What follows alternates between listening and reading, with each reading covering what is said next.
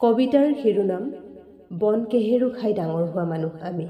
কবি ডক্টৰ উমাকান্ত হাজৰিকা। পোহৰৰ সৈতে আৰু কিমান যুঁজিম, আন্ধাৰত জন্ম হোৱা মানুহ আমি। পানীৰ আইনাত মুখ থৈ আৰু কিমান চাম, জুই লগা অতীতৰ ভগ্নাৱশেষ। সাগৰ নেদেখা মানুহ, কেনেকৈ জানিম শুকুলা শংখৰ ৰঙা উপাখ্যান। চকুৰ অৰণ্যত নিৰুদ্দেশ হ'ল কিমান যে অচিন সন্যাসী, আজিও বুৰঞ্জী মাত। বন কেহেৰু খাই ডাঙৰ হৈছোঁ, লতা জালুক পাতত দি আইয়ে পাহৰিছিল আমাক পোৱাৰ যন্ত্ৰণা।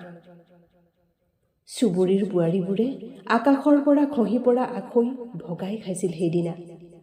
চৰাই চুবুৰীৰ পৰা জলকুঁৱৰীৰ ঘাটলৈ বনৰীয়া ফুলৰ ৰঙীন শোভাযাত্ৰা। দেউতাই ডিঙিত ওলোমাই লৈছিল পাঁচনিশা ফুলা ৰঙা ডিমৰুৰ ফুল। আধিয়া মাটিত খেতি কৰা ঘৰত ল'ৰা জন্ম, চেগুন কাঠৰ আঙঠাত শুকোৱা শিলিখাৰ বোল আইৰ হাঁহিত সেইদিনা জিলিকি উঠিছিল।